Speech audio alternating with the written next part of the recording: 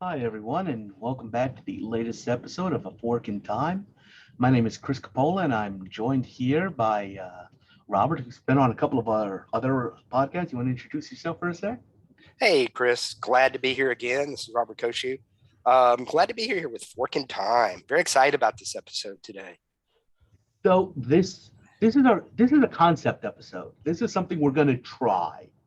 Um, and what we're going to do is we're recording the audio for this episode, which a lot of you are probably listening to through your favorite podcast catcher, Apple, I like Podcast Republic, or whatever else you listen to, Stitcher.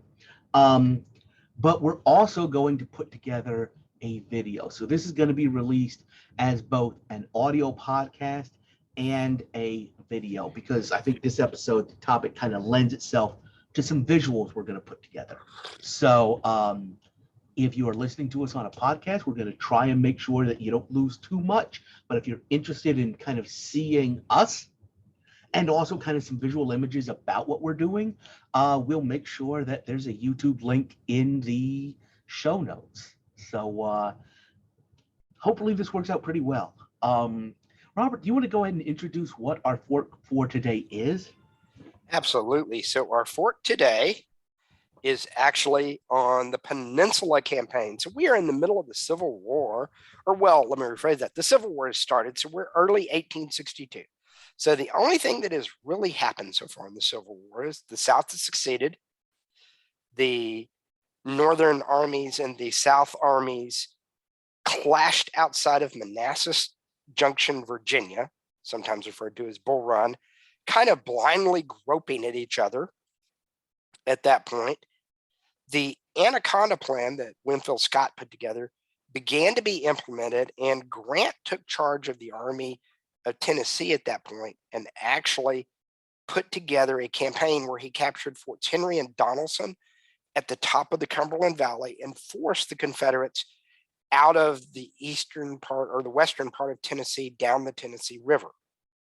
So that's kind of where we are. So after Manassas or Bull Run, General George McClellan has taken over the Army of the Potomac. He actually names it the Army of the Potomac. And he is given charge and he organizes it into a fighting force. He organizes the corps together and he gets it set up. In the South, this is not the Army of Northern Virginia we all think about. Robert E. Lee is the adjutant general in chief back in Richmond, hanging out with Jeff Davis all the time. Joseph Johnston is actually in charge of the Army of Northern Virginia at that point. So he's in charge, and he has with him three wings of the Army: Daniel Harvey Hill, Longstreet, and Magruder are his three commanders. Jackson is out in the valley of the Shenandoah with his corps, kind of doing his thing out there. And McClellan has people that we really have heard of, but not really in a lot of ways. Bull Sumner has Second Corps. Third Corps is Heintzelman, and the Fourth Corps is Keyes, with a First Corps, First Division of Franklin, and then General George Sykes of the killed my lover, who was killed my wife's lover, who was the nephew of Francis Scott Key. He is running the Reserve Infantry Corps out of New York at that point. Okay. So they kind of get set up, and Lincoln starts issuing orders. I want you to attack. He decides he wants to attack. He wants to capture Fort Monroe, run up the peninsula, and capture Yorktown. That is the plan. Lincoln issues him orders to attack by February 22nd. He starts to attack. He backs off a little bit. In the real world, he gets a lot of intelligence reports that tell him that he's outnumbered 4-1. So he thinks, I don't have enough manpower. We're going to enter a siege. So I bring my siege guns in. Have a little bit of trouble getting everything together because the USS Virginia, sometimes referred to as the USS Merrimack, is running around sinking ships all over the place as it goes through. They handle that, but he still brings in the siege guns as he goes through. And so he brings in these siege guns. And by the way, we're going to try and drop in an image here. I think that'll help understand, because, if you look at Civil War guns, these are still wheeled. You have the old Napoleon cannons. That's the only way to move these things. So when when you think about these siege guns, we're not thinking those. We're thinking these giant mortars, right? Yeah, correct. Big mortars having there. So he's brought in, but he's left one corps under McDowell back up in DC, because the one thing is Abraham Lincoln and Secretary of War Stanton say, you may not expose Washington, D.C. to the Southern Army. There has to always be something there to protect our capital, because at this point in the war, they're playing capture the flag. If the Confederates can capture DC, they win the war. If the northern forces capture, the Union forces capture Richmond, they win the war. That's how everybody thinks about it. That this is the old style Napoleon campaigns. Go forth, capture the capital of the country. Jeff Davis has fantasies of walking into the White House and slamming down his demands on Lincoln's desk and getting the signature. I think it's really similar in our discussions about this. This is what the British wanted to do in 1812. This was their mindset. This was, you win a war by capturing the enemy's capital. That's what you do. When you do that, they give up, and that's all of it. That's all you have to really do. That did not work out for the British in 1812. And really wasn't going to be the end all be all at the Civil War at the end. So, Chris, why don't you set the fork up as we go through? So, to do this, and we're going to get a little more into detail in a little bit, McClellan decides to try and end run all of the defenses in Northern Virginia and land on a place called the Virginia Peninsula. At the tip of the Virginia Peninsula is a place called Fort Monroe that the United States actually held on to during the initial secession crisis, kind of like a Fort Sumter, which was a military facility. The United States kept it, and everything outside of it went with the Confederacy. But because we held on to it, now McClellan can sail right down the Chesapeake, can land at Monroe, and can march right to Richmond. It's maybe a 20, 30 mile march. It's not long at all. And he can end run all of the defenses, and he can basically snatch Richmond before Johnston, who's up north, knows what he's doing and has a chance to come down and do anything to stop it. So that's the idea. That's the plan at the point. That is what Lincoln has been sold by McClellan. And we're going to take a quick break. When we come back, we're going to see what happens if McClellan actually did that, because he doesn't do that. But we'll talk about what wound up happening, and we'll talk about how this could have changed things. So we'll take a quick commercial break real quick and come back and start discussing with the more detailed what did. All right? See you in a couple. Let's all go to the lobby. Let's all go to the lobby. Let's all go to the lobby to get ourselves a treat. Welcome back to A Fork in Time. This is Chris Coppola, joined by Robert Koshu, and we're talking about the Peninsula Campaign. So when kind of as an American, when you learn about the Civil War, this seems like one of those ones that isn't really that big, wouldn't you say? It's not that well known. Yeah. It's not known because it gets overshadowed by what comes after it. Yeah. The Peninsula Campaign is just, it is the easiest way to think about it. The Peninsula Campaign, over a period of 6 to 8 weeks, had roughly 52,000 casualties. Mm-hmm. Gettysburg in 3 days had 64,000 casualties. Yeah. Yeah. So you really, and then there's two parts to that. That's number one. It gets overshadowed. The second part is the old adage, to the victors go the writing of the history. The North won, so they get to write the history. And we don't want to write the history around the campaign we didn't win. We want to push out the battles we won. Those are the important ones to push out. So we're going to take a step back, start talking about what wound up happening. So the first thing we're going to talk about is the Civil War itself. Right now, you're looking at a map of the United States in 1860 with the states outlined and the territories kind of off on their own. In 1860, the Democratic Party, who had been the party of power for a long time, split between candidates and gave an opportunity to Abraham Lincoln to come in as kind of a third. At this point, he's kind of a third party. The Republicans are kind of a third party. Come in and win for the first time without a single Southern state. The Southern states did not really like that. And starting in December, keep in mind, the inauguration is in March still at this point of 61. In December of 1860, South Carolina secedes. They say, we are not sticking around to see what happens here. We are gone.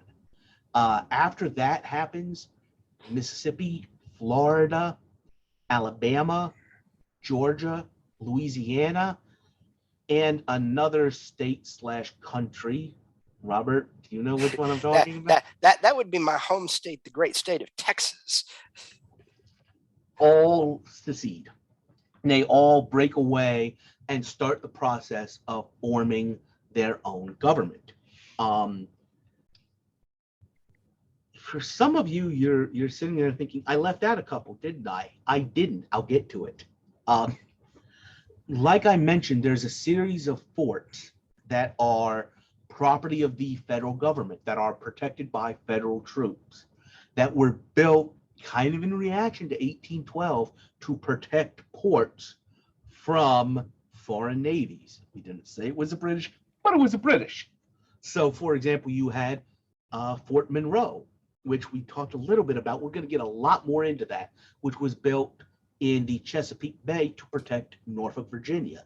You also had Fort Jay in New York, which was built to protect the port of New York. And then you had a place called Fort Sumter, which was built to protect the harbor of Charleston, South Carolina.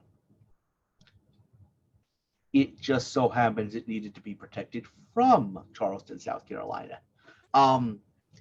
So in the process of breaking away South Carolina, and we're not going to get into a lot of the back and forth here, South Carolina, their militia troops demand the surrender of the fort at Fort Sumter, and they start shooting at it to take it by force.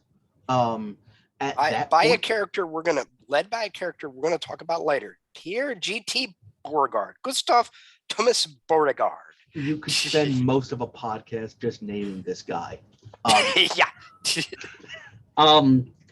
So this is the start. This is when the shooting starts. This is the beginning of an actual war.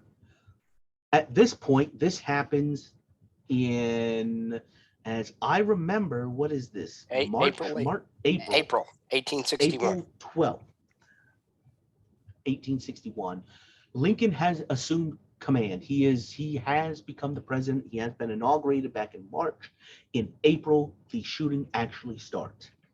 And once they fire on Fort Sumter, Lincoln calls up the state militias. The state militias are run by each governor. He brings them together and says, all right, we need to go down. And now that the South has started this fight, we are going to go down and preserve the United States, preserve the Union, and do that.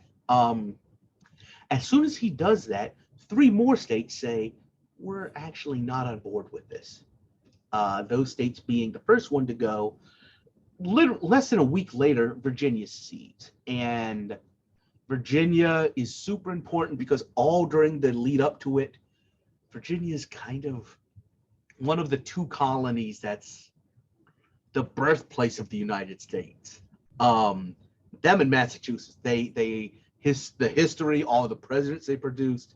Virginia is super important, not only for the fact that it basically borders the capital of the United States, but it's a huge state. It secedes a week later. Not long after that, literally maybe 2 weeks later, two more states secede, those being North Carolina and Tennessee. Those are the last two states to secede. So, and I can tell you from personal experience, if you're a fourth grader in North Carolina, letting your history teacher know that the state's a draft dodger will get you sent to the principal's office. I don't know how many third graders are listening to this, just understand that. So now we've got the war set up. We now know, which sides are which.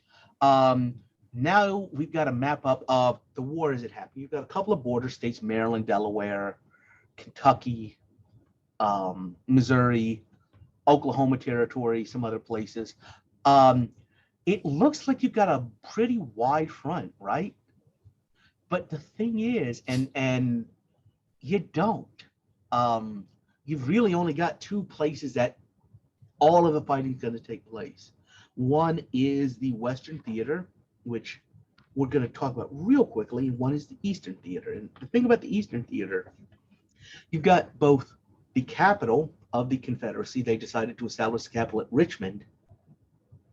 It's 2 hours away from Washington nowadays. In good traffic, it's 2 hours away. It's kind of crazy to think how close they are and how much time is spent trying to get between them in this entire war. The other area, and the other area is out along the Mississippi. And the reason Mississippi is important is it's the only way to move the amount of supplies and troops you're talking about. You've got the Appalachian Mountains right here in the middle, which make it next to impossible to have these two theaters talk to each other, to communicate and support each other. So it's almost as if there's two separate things going on that in the end are going to come together and help each other, and one is going to play on the other to finally settle what happens. So we mentioned First Bull Run, which are really just two almost armed gangs going at each other. That's a really apt description. The uniforms of each, to put it this way, there were some Union troops whose gray state militia stuff were wearing gray uniforms, and there were some Union troops or Confederate troops who were wearing the state militia blue uniforms. And just about every general was a West Point graduate, so they still all had blue uniforms too. Yep. Yeah. It totally is it is somebody referred to it as two blind boxers facing each other in the ring.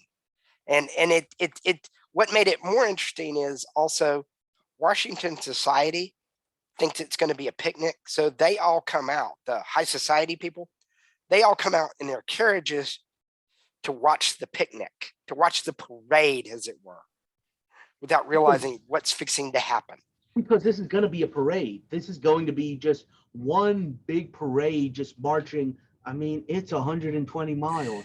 We're just going to start marching south, and we will be in Richmond before Christmas.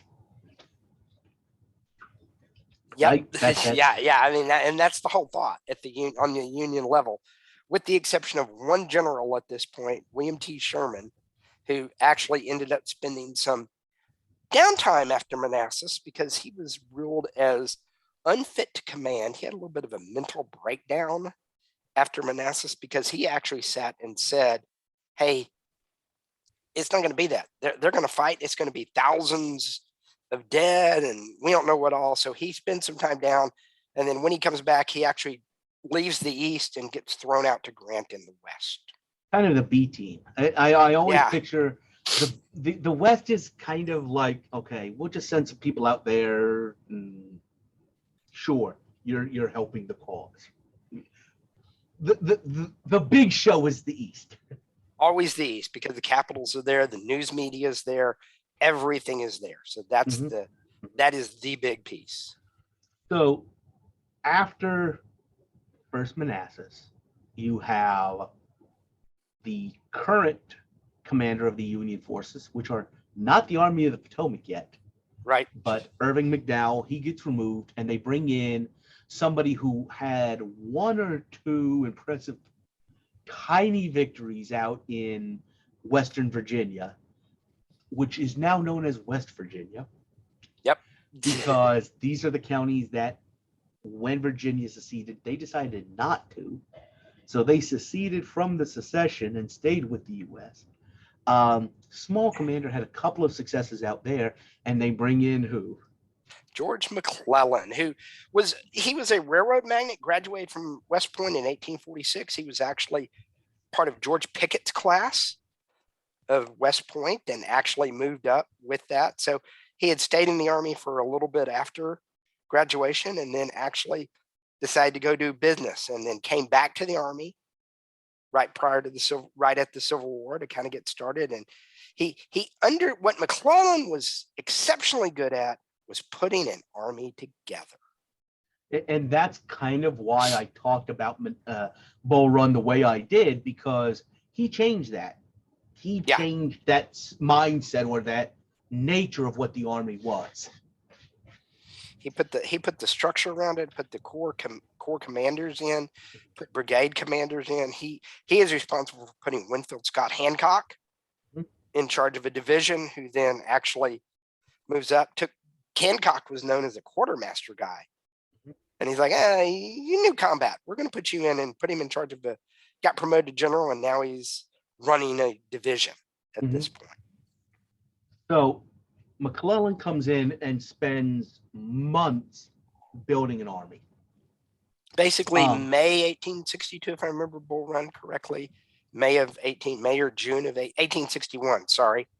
Yeah. Until early 1862. So they spend good 6 months training and organizing, equipping, bringing in these recruits that have been recruited from across the North. We were talking earlier about I was in Madison, Wisconsin last year or 2 years ago now. And what most people don't realize is the football stadium for the University of Wisconsin there in Madison is built on the campground that they established to build the actual regiments that were sent to the Civil War. Okay. And so, all of the states did this. They put their little groups together, put their regiments together, and then marched them or put them on the train to Washington, D.C. McClellan made him an army out of them. And he's sitting there. It's always interesting to think about the time, the seasonal nature of war, but this is still the point when you kind of stop fighting around October, November, and you pick up again in the spring campaign season, come March and April again. So he's still working. He's built this army. Lincoln is getting very impatient. McClellan has built this nice tool and doesn't want to get it dirty. I think that's the best way.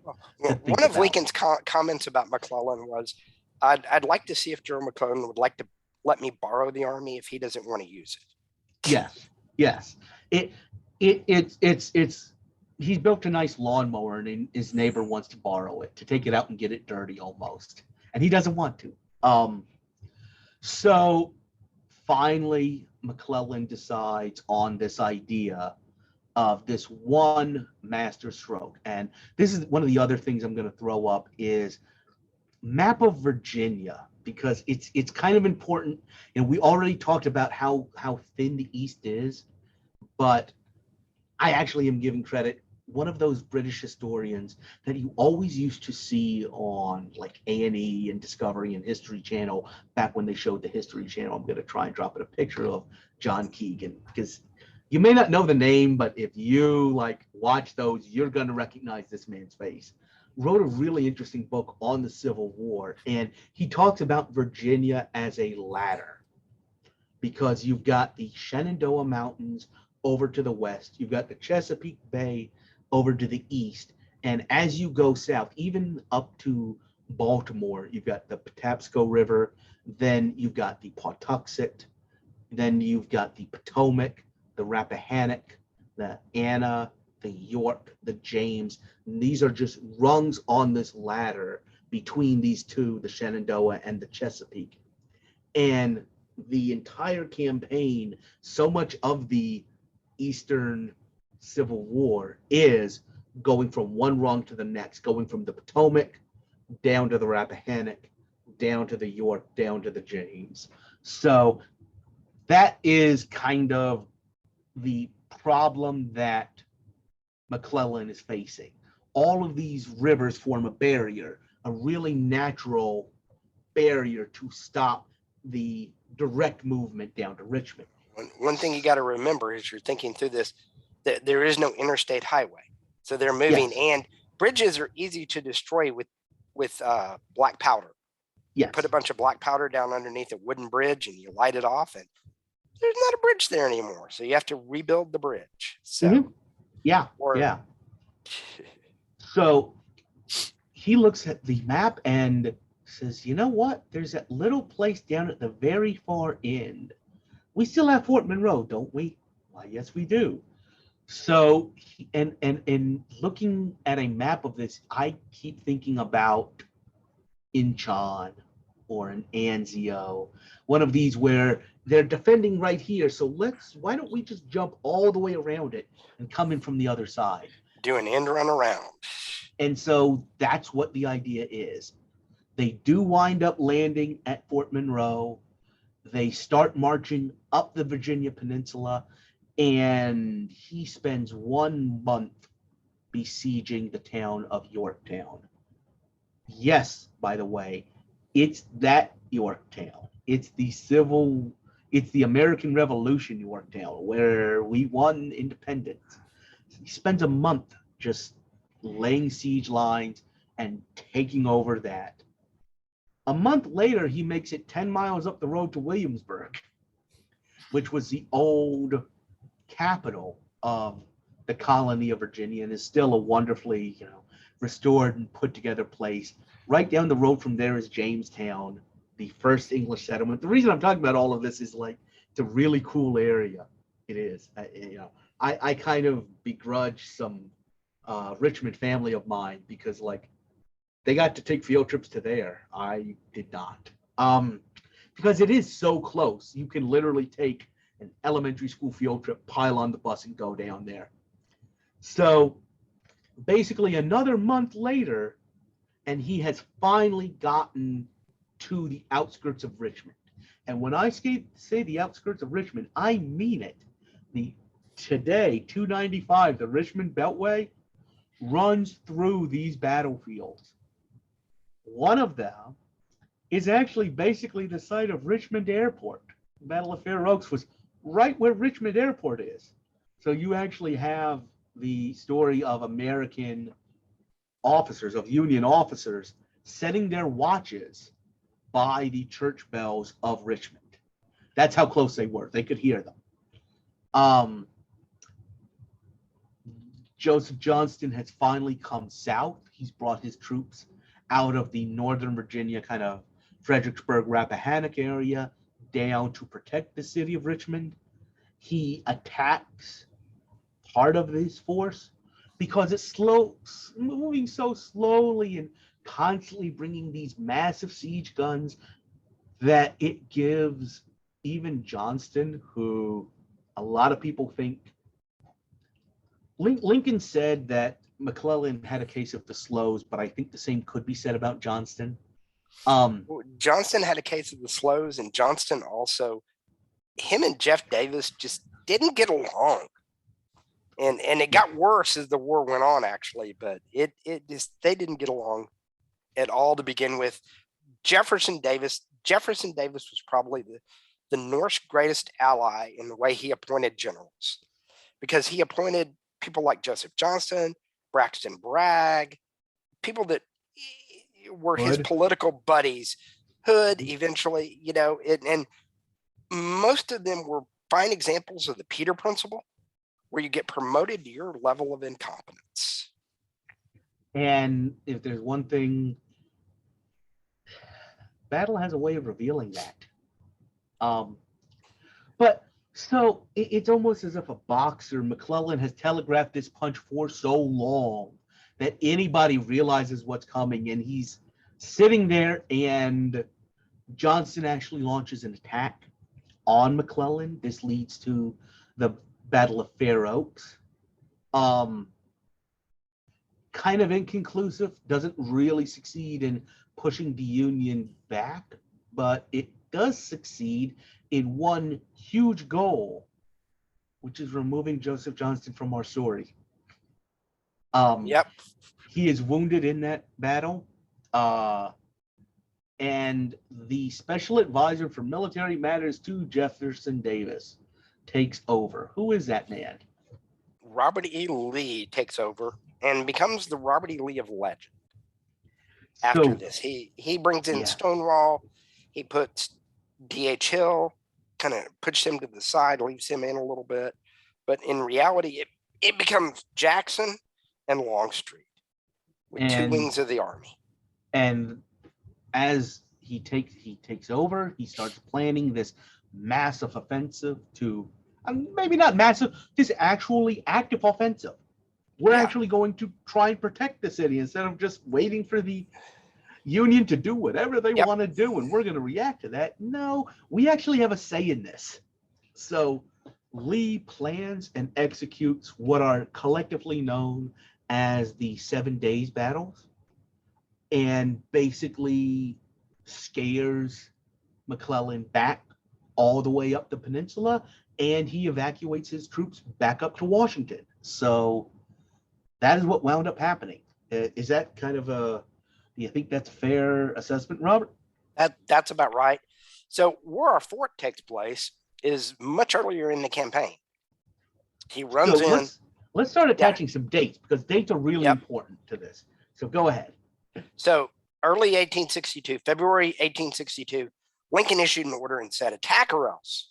So he goes and he does the Fortress Monroe and he starts attacking. But where it really becomes important is at this point, instead, he tells Lincoln, look, if I could get McDowell, forget the siege guns. I don't want the siege guns. They're too much. If I could get McDowell, I bring McDowell down. He comes down from the north. I come in sweeping around. Maybe we can catch Joe Johnston between us, cut him off from Richmond, and then capture, destroy the Army of Virginia.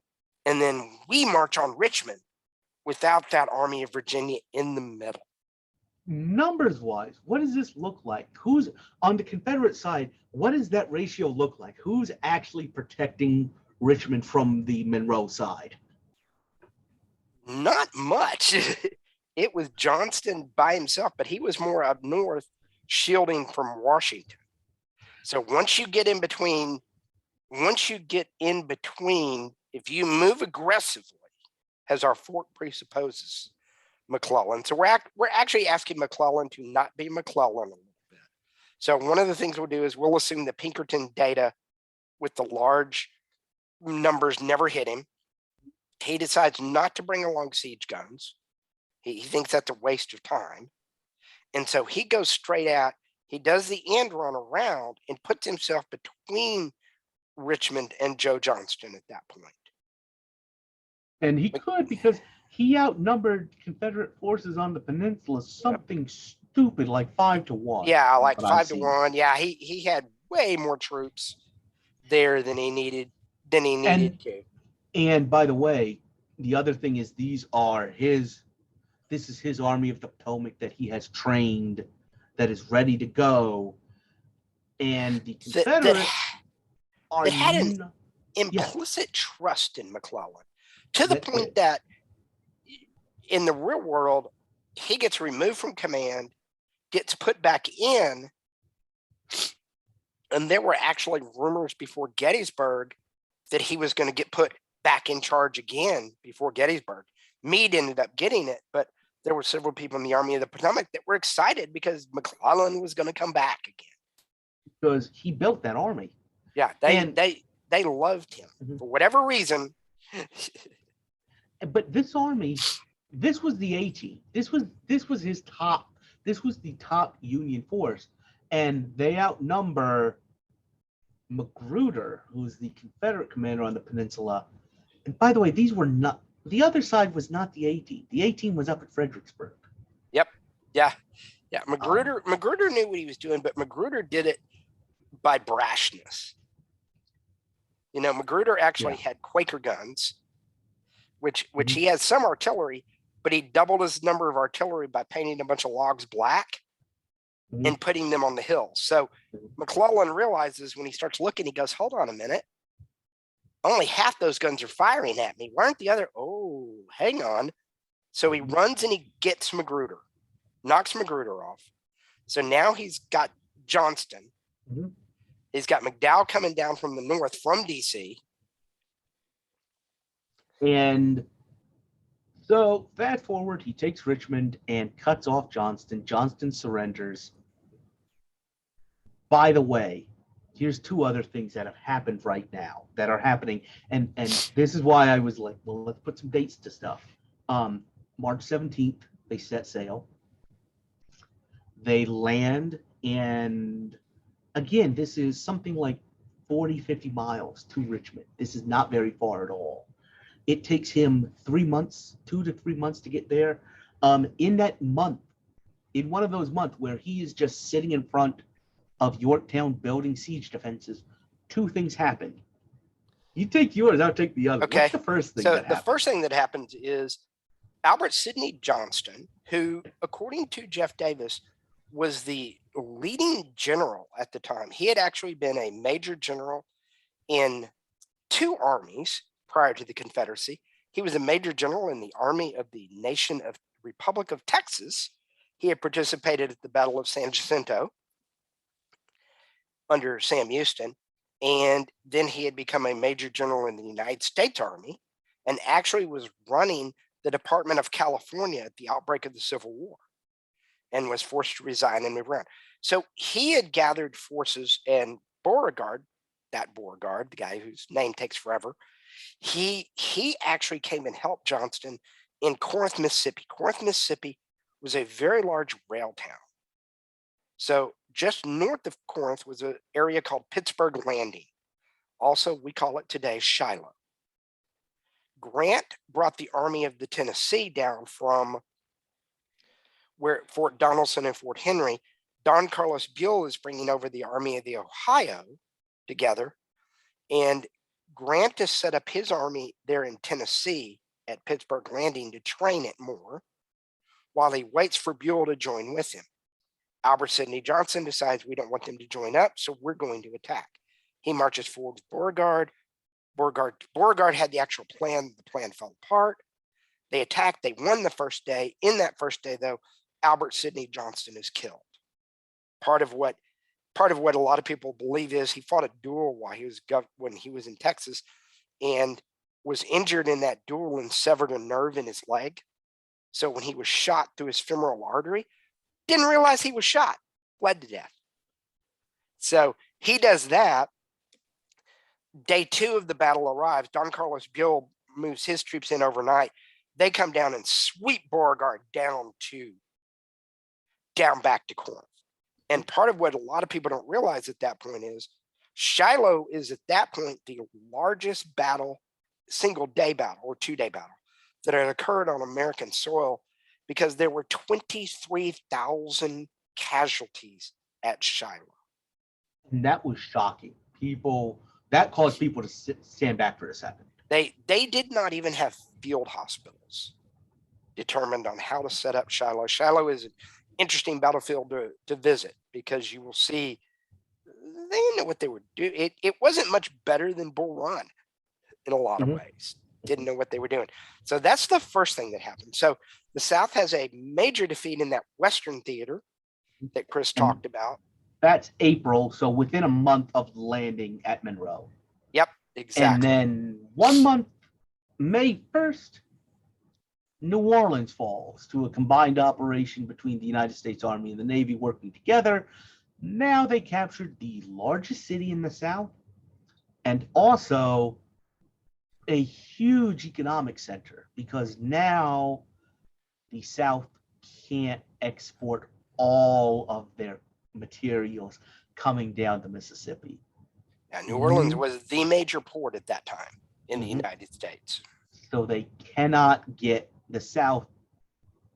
Their idea is to kind of play footsie with the British and the French, who we talked about this in another episode I did, are intervening in Mexico right now, still have troops in the area, and they want to play footsie with the French and the British to, we'll give you cotton if you'll support us.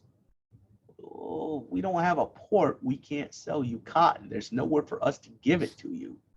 So Shiloh is a massive battle in the West. It kind of, when the numbers start coming back, it throws everybody back on their heels for a second. They think about it. Right after that, the largest city, economic hub of the South falls. Right. So Then their capital falls. Yeah, I was going to say, so let's recap. So in basically a month and a half in our fork, the capital of Richmond has fallen. Shiloh has happened. So the major army of the Western Theater, the Army of Tennessee, I think was the name Yes. that Johnson had given it. And they've lost their major port. So three things. So in most of today's world, we call that game over. Yeah. So what do you think with those three things? What happens? What do you Obviously, Davis falls back. think? Okay. He runs south like he did all along.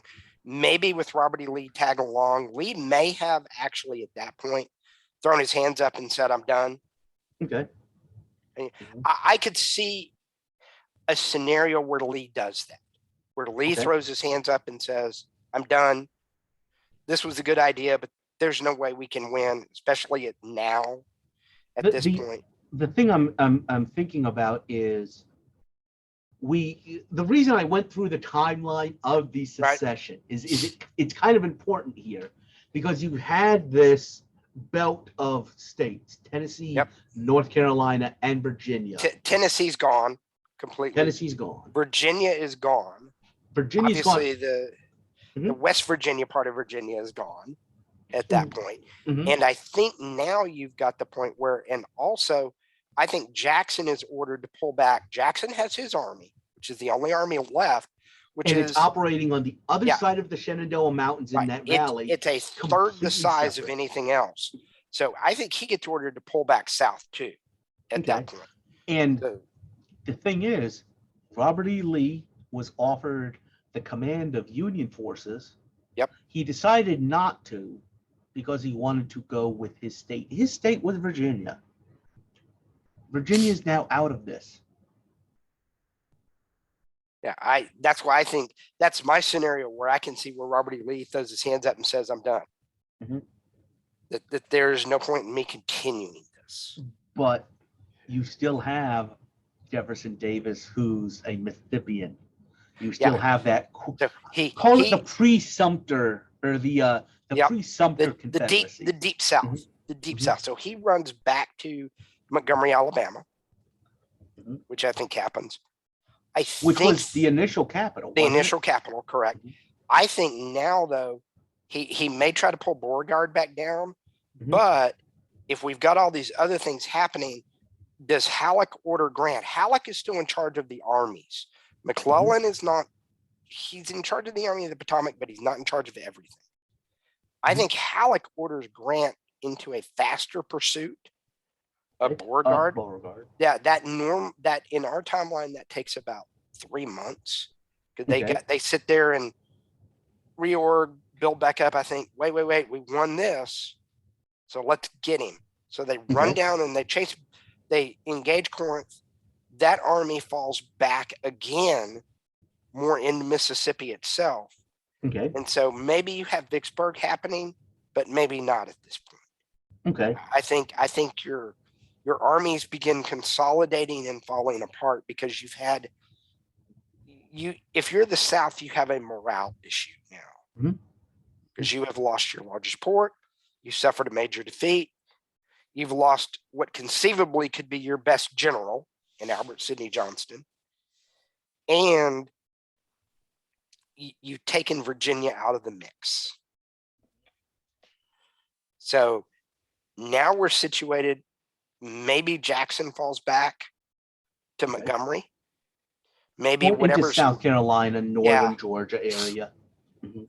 But I think it ends much quicker at this point. Okay.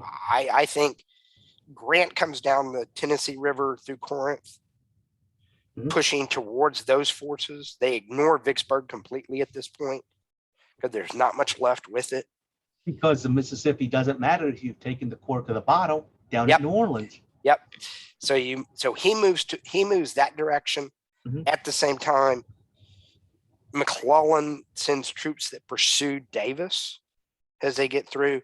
And I think sometime around the end of 1862, they all catch up to Davis, somewhere around where they did it anyway, somewhere around north to South Carolina. Maybe he makes it all the way to Alabama, maybe. And they capture Davis, and it's game over completely. Okay. War ends late 1862. Okay. So the next question is this, and this is where our fork gets real fun, because our fork grows some legs real quick here. Yep. Right now, you've got Abraham Lincoln as president. He was elected in 1860. You've got the Congress he was initially elected with. So in our timeline, when all this stuff finally does happen, 3 years and hundreds of thousands of lives later, Lincoln, really, a lot of people think he's the last casualty of the Civil War. And his vice president is Andrew Johnson, who, former senator from Tennessee. Correct. From North Carolina. So he's of that, call it upper South, that isn't quite on board with all of this from the very beginning. And he is very conciliatory to the Southern Democrats, to the South, to that cause. And he runs headlong into Northern, what are called radical Republicans, who want a full-blown military occupation of the South. And they want to remind them that you lost a war. And when you lose a war, you don't get to name anything. You don't get to say anything. You get to do what we tell you. But remember, Hannibal Hamlin was his vice president at this point, not Johnson. Right. So he's got another one, and he was from Maine, and he was more of the radical group at that point. Johnson was put on the ticket in our timeline, has more of a conciliatory to the South. So you have a more hardcore Republican, and you've got as vice president, and you've got Thaddeus Stevens in the Senate, who is the leader of the abolitionist group. Right now, he is. Yep. So all of this, the midterms happen in 62 as a split country. There are no congressional elections in the South because they weren't quite. They weren't part of us. In my scenario, it may not have happened in time. Yeah, I agree that it's end of 1862, early 1863, maybe. But I think this may even go into what we call the campaigning season of 63. Okay. But yeah, you don't get a say. You're not in Congress. You threw a temper tantrum and ran away. So no, we're not going to listen to what you have to say. So into the big one we're talking about. Well, let me go back, because here's one big issue that I'm going to bring in right now. And I'm going to talk about Fort Monroe a bit. As we talked about, Monroe, where a lot of this stuff is happening, is at the tip of the Virginia Peninsula. It is right by Jamestown and Williamsburg and all of these historical sites for the United States. Fort Virginia, where Monroe was built, was also the site in 1619 where the first African American slaves were sold in the United States. That's where slavery began. And during that lead up period that we were just talking about, before Bull Run, before the Peninsula Campaign, a man named Benjamin Butler, who was a state senator from Massachusetts, was sent to protect Fort Monroe to make sure the same thing didn't happen that had just happened at Fort Sumter, because we realized maybe we didn't have the full plan for the Peninsula Campaign, but we realized, hey, this stuff is kind of important. It'd be helpful to hold on to it. And when he's in command there, one of the things he does is he declares any slave that came to the Union lines basically contraband, property of war. We seize it. We take it away from you because you're at war with us and you're using this resource, these people, you're using them to build forts. You're using them to dig ditches, to build military installations. Oh, and to feed your troops and to your everything you're using your slaves for is extra manpower that you don't have to find. Right. So Butler is the first Union commander to start keeping them. He ignores the fugitive slave law because he says, you're no longer part of the United States. That's fine. Our laws don't apply to you anymore. So we're going to keep them. And between that and the importance of slave labor in building defenses during the Peninsula Campaign, basically this is what pushed Abraham Lincoln to the point of issuing the Emancipation Proclamation. The story goes, he waited for a victory. He wanted it to appear as a position of strength, but it was the way the Peninsula Campaign played out that made him decide, I want to do this. I've got to do it. So he does that. So that means, and then he goes down to New Orleans, and he actually enlists the 1st Louisiana Colored Brigade when he captures New Orleans, which This is being Benjamin Butler. Benjamin Butler, yes, who actually, sorry about that, Yeah. who actually is the actual 1st regiment, colored regiment in the United States Army. So he basically takes freed slaves, gives them a gun, gives them somewhat of a uniform, and puts them in the Army. Mm-hmm. So the reason I bring this up is this is the huge, after September 1862, the Battle of Antietam, this is when the Emancipation Proclamation is issued. And after that, the war is not about preserving the Union. The war is now what is this about? It's about freeing the slaves, and that is something that the United States, people in the United States say, this is why we're doing it. If the war ends when it does, they don't say that. So we probably spent about an hour talking off podcast about this. So we've got a really interesting scenario for you. Do you want to go ahead and lay out some of it, Rob? All right, so the war is ended in 1862, late 1862, early 1863, just kind of depends. War is over with. The South is not reconstructed yet, but now we are in this minor little thing called the election of 1864. So George McClellan, he was known as the Little Napoleon. Why? Because he had huge political ambitions. In our timeline, he actually did run against Lincoln as a anti-war Democrat, because he wanted to actually surrender to the South, let them go on their own way. I'm going to end the war. It's not worth this much of a price of blood for us to do this. The other man who was a politician and had obvious political pieces is our old friend Benjamin Butler. Because Butler had already been elected a state senator in Massachusetts.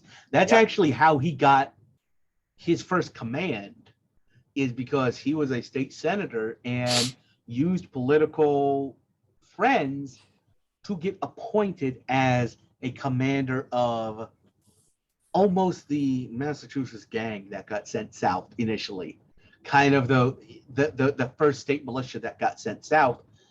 So you've got two people, one of whom is the guy that conquered Richmond and has this view of the war was about the Union.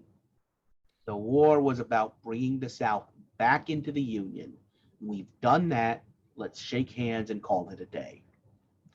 And the other side being Benjamin Butler, who is the victor of the largest city in the South. He's the man who pushes radical absolution, radical let your slaves go. I'm going to free them all. He goes through everywhere he went. He freed the slaves as he went through.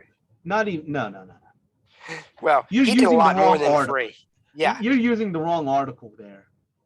Benjamin Butler does not go to Southern planters and say, free your slaves. He goes to them and says, your slaves are free. You don't really have a say in this. This is true. So he does that. So what you end up with is McClellan ends up being a Democrat. He was a Democrat. Butler was a Republican. Butler decides he wants to run against Abraham Lincoln because we have spilt all this blood, and it's the blood of the boys from Wisconsin. I talked about the big monument there in Madison. You've seen one in Maine. I know I've seen them in other parts of the other, Indiana, Illinois has huge monuments. If you drive through any of the battlefields, it is all that Midwest has all these state monuments. New York has some, but it's all these. And if we're gonna do this, all of that blood has to have meant something. Not just putting the abstract states back together, but the blood we spilt. Granted, it's probably less than half the blood we spilt in the original timeline, but you're still looking at Shiloh being the largest casualties of any two-day battle in the United States ever. And so we have put all this blood down. It has to mean something. So, and in this case, there is no Emancipation Proclamation. Right. Or if there is one, it's treated differently because it was treated after the Union victory at Antietam. Antietam never happens. Yeah, and one of the other aspects of the Emancipation Proclamation was it was meant to freeze Britain and France.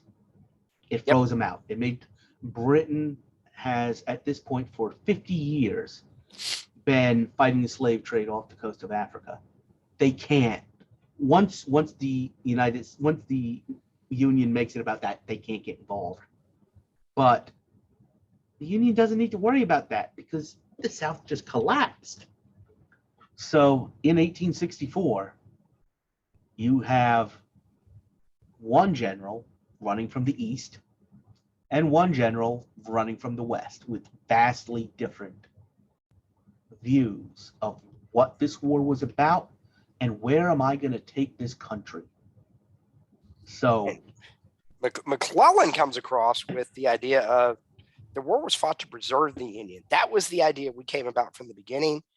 We will deal with slavery because slavery is a dying institution, but we need to get the other states back in the Union, reunite the country, and then after we're done with that, we will deal with slavery.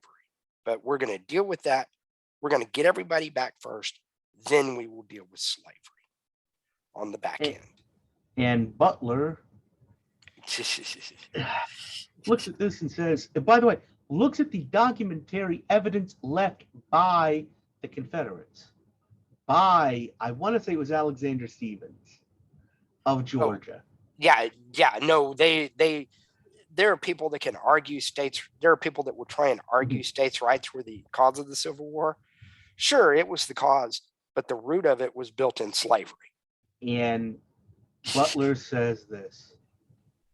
You look We've at got to history. tear that out.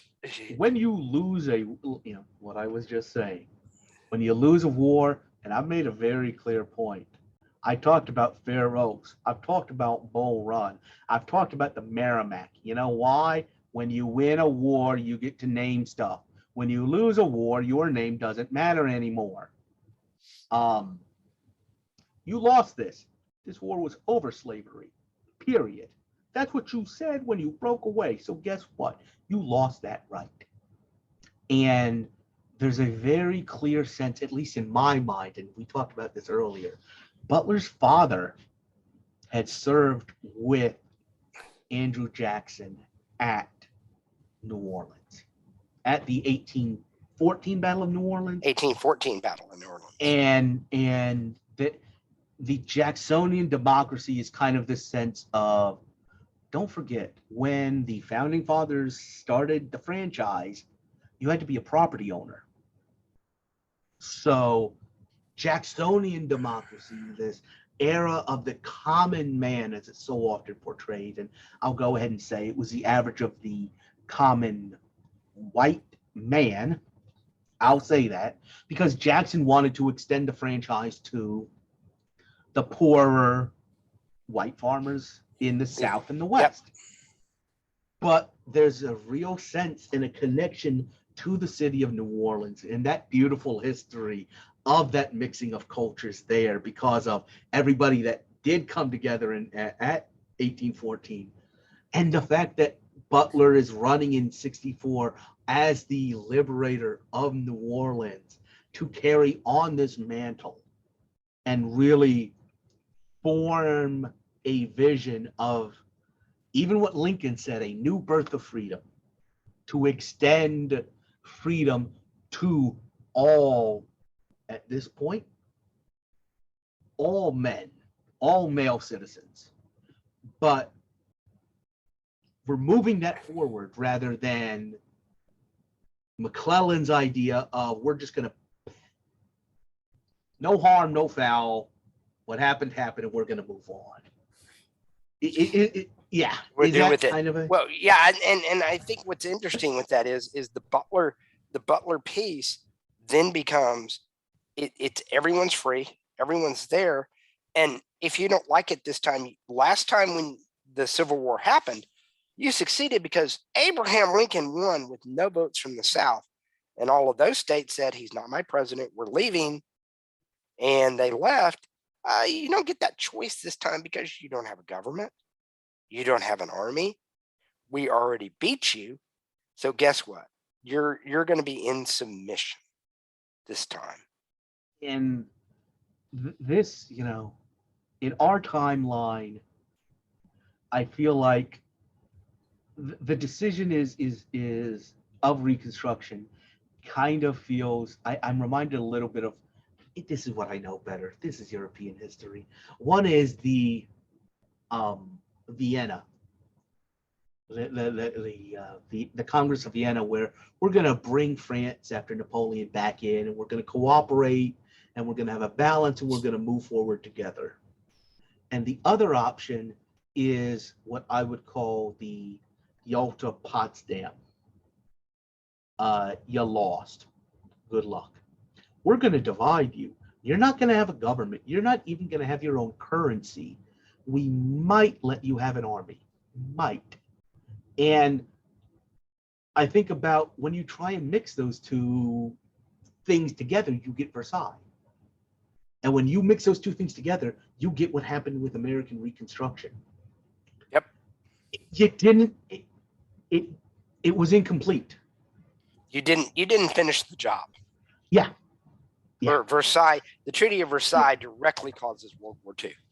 And the way Reconstruction happened turned the clock back and prolonged so much struggle in this country. Absolutely. So if Butler wins, so let's talk. Does Butler win, or does McClellan win in that case?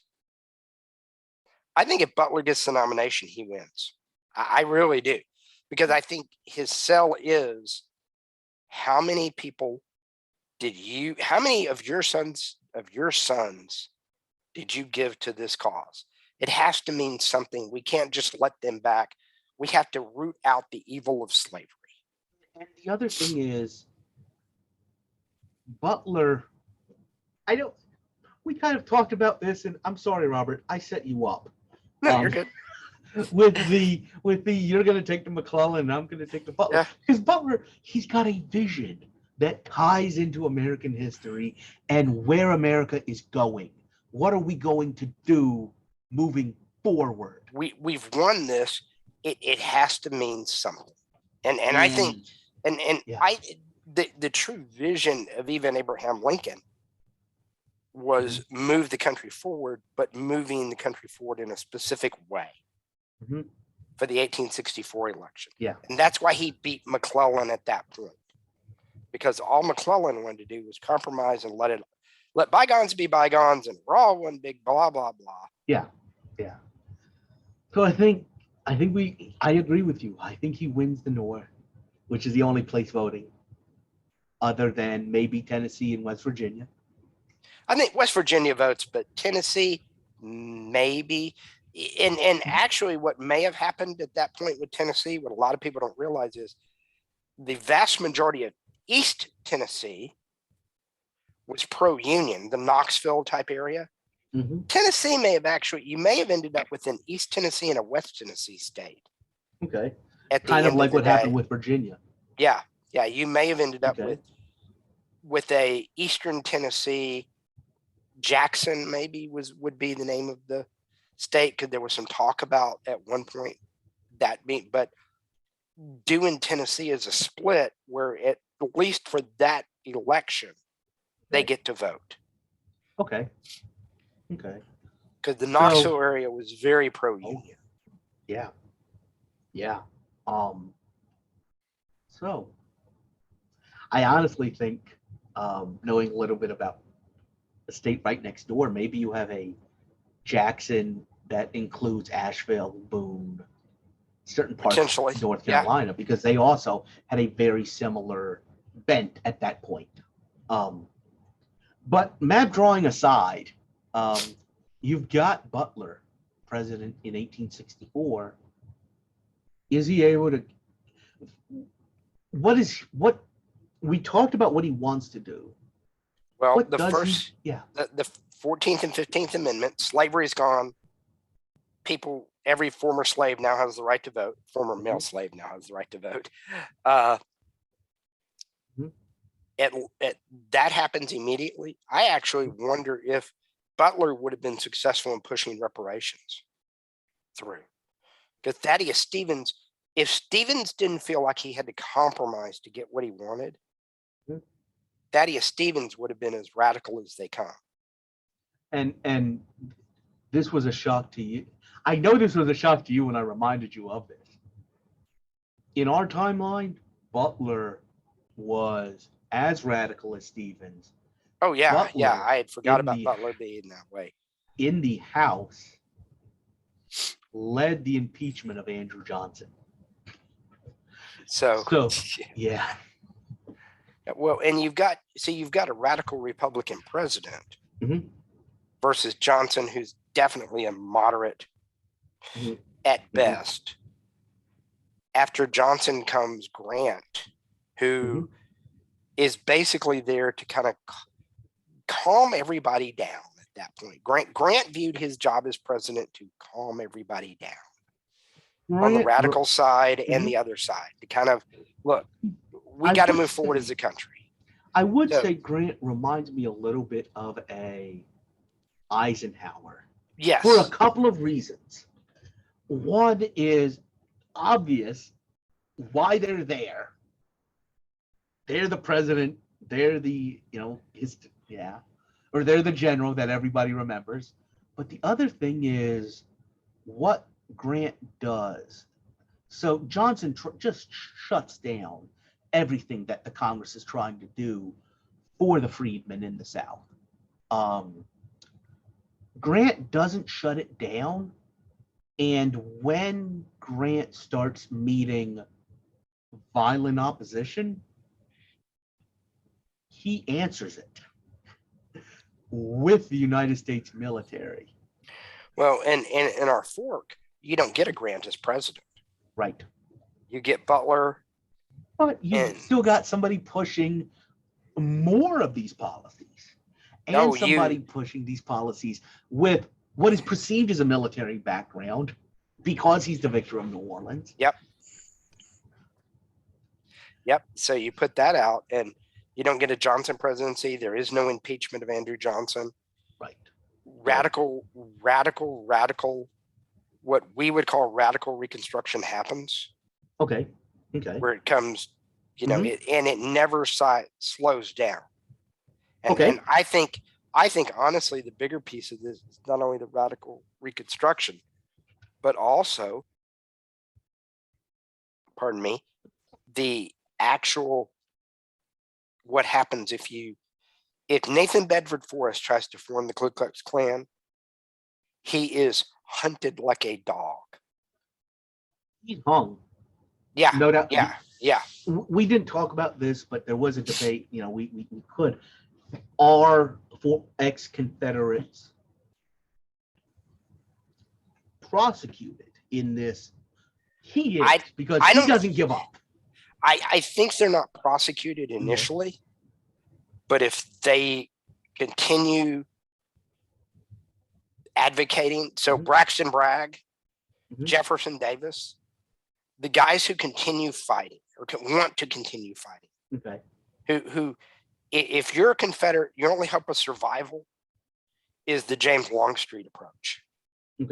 Longstreet, after the Civil War, said we are a conquered people and should behave as such. And if you don't take that approach, you very quickly find yourself in prison and or hung, depending on how if Nathan Bedford Forrest tries to do what he did, he is hunted, and if he lives long enough to make it to a trial, he's hung. I'm not convinced he lives long enough to make it to a trial. At that, I think he's shot trying to escape. If not trying to escape, he's shot because he refuses to give up. The other beautiful thing about this being the video episode, you can see me winking when I'm saying shot trying to give up. If not that, he's but it's one of those things where I do think the radical control flows down through the way we approach Reconstruction. And it's if you're not a James Longstreet, that we're a conquered people, behave as such. If you're a Braxton Bragg that continues to try to agitate because he did, if you're a Jeff Davis who refuses to give up, if you're a Nathan Bedford Forrest, if you're any of those groups, you're at a minimum arrested, potentially hung, and or shot. Take your pick. At a minimum, you're arrested. You're spending some time, and oh, by the way, there's not this trial by jury. They're treated much like the Lincoln conspirators. It is military trial. Because we're running a Reconstruction. That's a military occupation. There is no civilian trial. You're still instigating violent rebellion against the United States. So, at that point, the rebellion part becomes as important as the free the slaves part. He flips the script on McClellan at that point. We freed the slaves, so now y'all all better get on board. So going forward, kind of in our timeline, we talked about Grant coming in. 1876. By that point, by 76, the Southern states are allowed to vote again. How does this play out in this other thing we've created? I think the radical Republicans maintain control because you're voting under the auspices of federal troops. So the blacks all get to vote. African American total mannerism. Everyone's voting. All the whites are voting. And if you try, and remember, if you kept trying to push slavery, what happened? You spent some time in the Hokie. You're at least disenfranchised. At a minimum. At least disenfranchised. Yeah. yeah, if you're not in the Hokie already or shot or hung, you're disenfranchised too. Mhm. Because I think that was one thing that was very important for Reconstruction in Lincoln's mind, is he re-enfranchised all the Confederates to where So- they could all vote. I think in this case, the radical Republicans keep control at Okay. least for an additional, I'd go 20 to 40 years. Okay. And then maybe at that point, not, but I think at that point you fundamentally change the country. You really have. You Yeah, really have. Woodrow Wilson does not exist in that timeline. He does, but I know what you're saying. Yeah, not as a president. Not as a president. Absolutely. Okay. So Yeah, I think it moves forward, and there is no 1860 civil rights movement because there was no need for an 1860 civil rights movement. 19. That's right, 1960. We're I always 100 forget- years later. Yeah, it took 100 years. I don't think you It have did that take because 100 years. Yeah, I don't think you have that because you don't need it. Mhm. That all got fixed early. Because Okay. you have to remember the early part of Reconstruction, it happened. Fort Bend County, the county I live in Texas, Mhm. had a black sheriff, African American sheriff, right after the Civil War, who subsequently served in the Texas legislature as a senator. My children went to his school, the school that is named after him.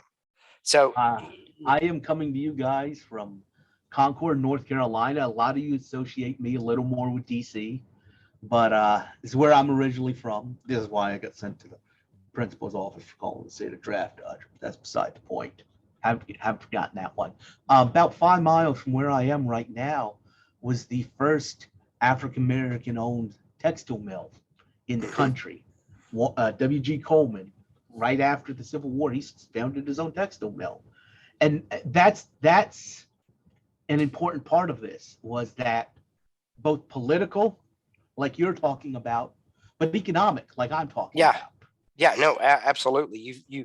You end up with the equality immediately, and things are changed. Getting And towards it, moving towards it a lot quicker than we did. a lot quicker than we did, and a lot calmer than we did. Okay. I don't think you have anything that happens is not nearly as violent, not nearly as disruptive to the country. It's more. It's more. So most people don't know the story about the city of Houston. Okay. Houston was desegregated. Okay. So the first thing you have to know is in 1918, there was a massive riot called the Camp Logan riots, and it may have been 1917. I'd have to double check. So basically where Memorial Park is in Houston, Memorial Park is Houston's Central Park. It's a big, huge park, west part of Houston. During World War I, they built a huge encampment there to train soldiers for World War I. There was a huge segment of African American soldiers there. Yes. They were very plainly instructed not to go into town and, hey, we're a southern city for all that's worth, good, bad, and otherwise. So one did. He was accused of raping a woman. Houston police picked him up. Several of his soldiers decided to go spring him from the Hokie. So they marched on the city of Houston with their M1 Garand rifles that they used in World War I. I'm not going to be a nerd. That was in 1903. Springfield M1 was World War II. Okay. That's right. The 1903. So they marched with their rifles and bayonets. 3 days of rioting, hundreds dead. 1860s roll around, or 1960s. I keep doing that today. Yeah. Roll around. And Houston basically says, we're not doing this again. Okay. That was such a devastating event to the city. I grew up here and did not know about it till I got in college. I did not know about W.G. Coleman until I did some of my own looking on my own. And it's because it was such a devastating blow to our city. So Bill Lawson, who is the pastor of Wheeler Avenue Baptist Church, a magnificent gentleman. He sat down with several business leaders and said, okay, here's what we're going to do. The Woolworth counter downtown, several of my men are going to show up and sit down and have lunch. Okay. And everybody's going to be okay with it. Everybody agreed because we don't want to do this again. So because of that, when you look through the civil rights history in the city of Houston, you'll see some minor riots, mainly around where Texas Southern University exists, but nothing like you see in the other cities. Okay. And it's because Bill Lawson sat down and said, we're not doing this again. We will sit down and work this out together. I think the overall arch of any further civil rights takes that pattern Okay. as it moves forward, because there was enough established at the beginning. After, in our scenario, there was enough established. We had 40 years of sit down, shut up, and go over to the corner, or else, that you would be with it. Okay. So I think the any further desegregation, civil rights that need to occur in that sense. Okay. And by the way, with African Americans as open and active participants in the political system. Yeah. And that's why I think it occurs that way. Okay. That basically Houston's desegregation pattern is the pattern for the entire country. Okay. Anything else that occurs like that. Okay. Which I fundamentally object to modeling things off of Texas, but I'll give you this one, the way you laid it out. Yeah, because it was that was the right. Texas had a unique experience in World War I. You had businessmen in Houston and African American leaders in Houston that both agreed we can't do that again to our city. And that's why I think that right there, it becomes the model. Okay. All right. Because you've got the political power. If you're African American, you've been voting for close to 100 years now. You've been an active part of the participant. Okay, we've got to clean some things up, guys. Let's sit down and talk about how we do it. Okay. So like you said, this fort gets some legs quickly. Because the other part of it is, and this is one reason why I wanted to do this one, you destroy the lost cause myth with this. I've never been a lost cause person. I'm like, y'all are stupid. It was all about states' rights. Yeah, there was states' rights involved, but the core of that states' rights was slavery. So, to go political for just a second, the absolute worst thing that ever happened to the argument of states' rights was the states' rights got tied into slavery. States' rights is a legitimate political argument, but if you tied into slavery, now you can't discuss it anymore. Okay. And so it was not about state rights. It was about slavery at its core. State rights was the tool you used to keep it moving forward. Well, in 1864, you'd have been a Butler voter. Probably so at that point, because it's one of those deals where I tend to agree. If you spill blood, it's got to mean something. And it wasn't a little bit of even if you threw out everything from the Peninsula Campaign forward, it still was not, like you said, Shiloh shocked the world. And the only reason Shiloh is not as much talked about as a lot of the other battles, it was a Western theater battle. Yeah. So it didn't have all of the extra pieces with it. So that's about it. I think we covered that fork. I mean, every single time we come back to this and as we're wrapping up, I think Don always likes to ask me, well, do you have anything else? And every single time I realize, like, you and I just changed 150 years of American history. Very quickly. What else do you want from us? It's like, come on, we fix this. Yeah. We fix this. So, well, I hope everybody enjoyed listening and watching this episode. So, should be coming out early January. If you did like this, please let us know. Drop us a review. Obviously, these take a little bit more work to put together, but it's something we're interested in for a couple of episodes. We'd like to start getting that together. And also, if you did decide to just listen to us on the audio, whatever way you did listen to us, shoot us a review there, shoot us a rating.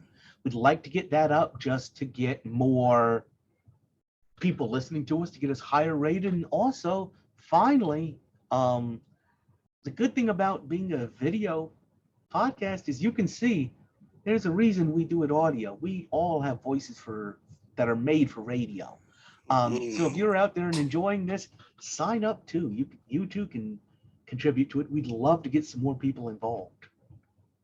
And thank you for listening. We appreciate it. Go leave us a review, as Chris said. And we hope all of you enjoyed today's episode. And keep looking at where forks in history occur. Yeah. Reach out to us. Then I also want to plug our other podcast, The Room Where It Happened.